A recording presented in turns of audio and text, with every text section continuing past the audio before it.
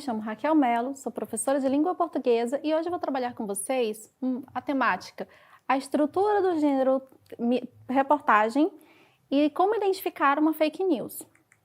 Como todo mundo sabe, a reportagem ela tem uma história nos jornais impressos, nas revistas impressas, mas hoje em dia é muito comum encontrar elas em vários tipos de plataformas. A reportagem é um dos gêneros midiáticos mais conhecidos e um dos mais ricos, porque ele não só narra fatos, como também apresenta dados e investigações, como gráficos, imagens, tabelas, depoimentos, entrevistas. Além disso, a pessoa que escreve a reportagem, ela pode se manter mais neutro ou ela pode apresentar sua opinião ou a opinião do jornal para o qual ela trabalha.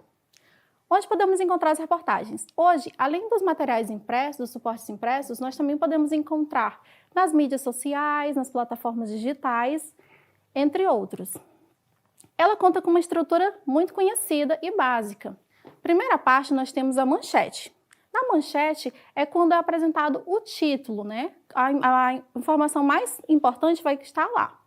Já depois do título, nós temos o que nós chamamos de linha fina, que é uma complementação do título. Logo embaixo, nós temos o lead, que geralmente aparece nos primeiros parágrafos e que apresenta uma espécie de resumo com algumas palavras-chave.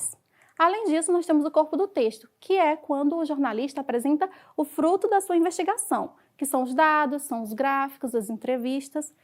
Me acompanhe agora nesse exemplo a seguir, em que nós faremos a leitura de uma notícia que já está dentro da estrutura.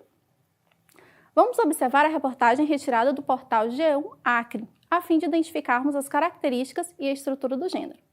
Secretaria de Saúde confirma quarto caso do novo coronavírus no Acre. Advogada de 28 anos contraiu a doença ao ter contato com um dos primeiros infectados confirmados na terça, 17. O governo do Acre enviou o pedido de reconhecimento de calamidade pública à LEAC. Continuemos a leitura. Em relação à estrutura, temos, primeiro, o título ou manchete, Secretaria de Saúde confirma quarto caso do novo coronavírus no Acre. Logo abaixo, nós temos a linha fina, que, como eu falei, vai endossar o título. A advogada de 28 anos contraiu a doença ao ter contato com um dos primeiros infectados confirmados na terça 17. O governo do Acre enviou o pedido de reconhecimento de calamidade pública. Logo abaixo, nós temos o LIAD. Subiu para 4 o número de casos confirmados do novo coronavírus no Acre. A informação foi repassada no boletim epidemiológico divulgado nesta terça-feira 19 pela Secretaria de Saúde do Acre, SESACRE, e todos os casos foram registrados em Rio Branco. E logo abaixo nós temos o corpo do texto, que aí vai apresentar as demais informações, os dados de pesquisa do repórter. Vocês sabiam o que é uma fake news?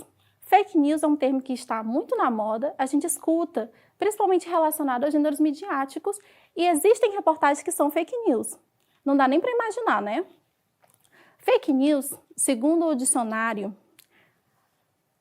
Collins, significa informação falsa. Agora, vocês podem prestar atenção aqui em mim. Uma informação falsa que é disseminada como se fosse um fato, e, além disso, ela ainda circula através da internet. O suporte em que, principalmente, elas vão circular é através da internet.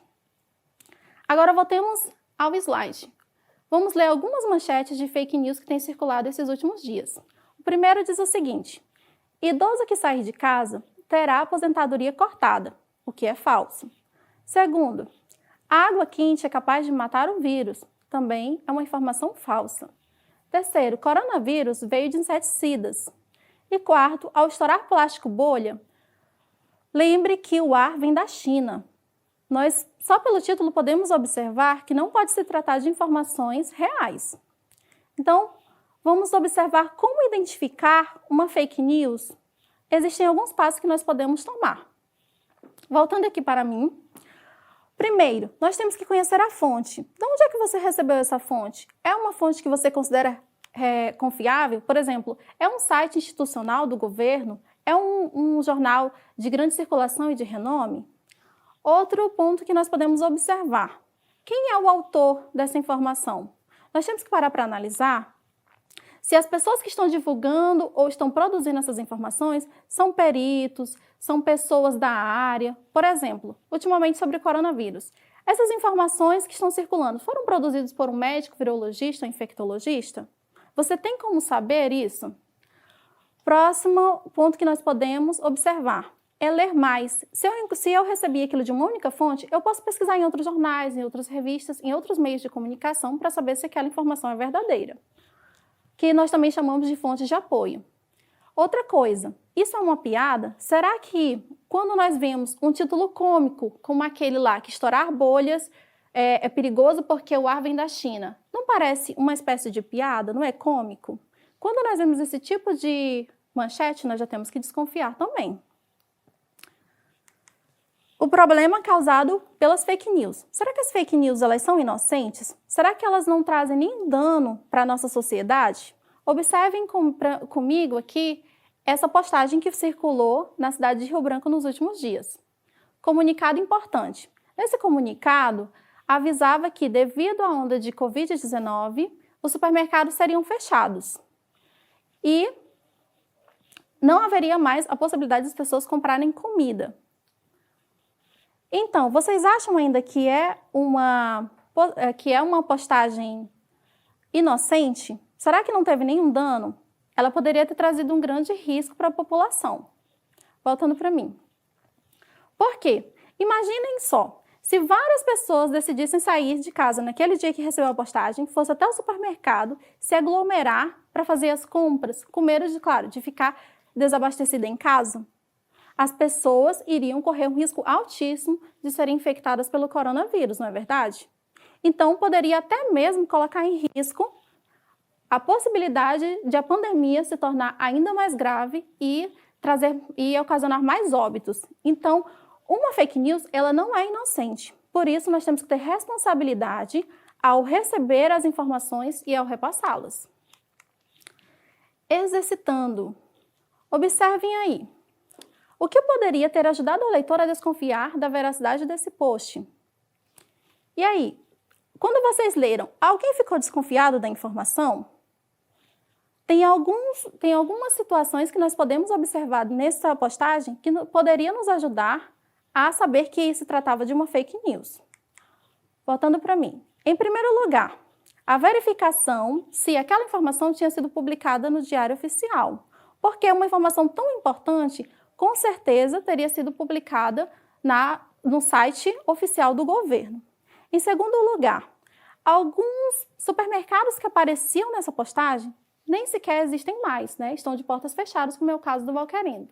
E por último, alguns supermercados, como os Geolins, nunca existiram na cidade de Rio Branco. Então, muitas informações que estavam presentes aí nessa postagem já nos davam pistas que se tratava de uma fake news. Então, para a gente fazer um resumo do que nós vimos nessa aula. Reportagem é um gênero textual midiático. Ele apresenta uma estrutura básica que contempla manchete, linha fina, líade e corpo do texto. E as fake news são informações falsas que são disseminadas como se fossem fatos através da internet. Todos nós que somos cidadãos temos que ter a responsabilidade de investigar as informações que nós recebemos e que nós repassamos para que não venhamos a gerar uma situação catastrófica a partir de uma informação falsa. Posso contar com a colaboração de vocês? Obrigada pela atenção e até a próxima aula.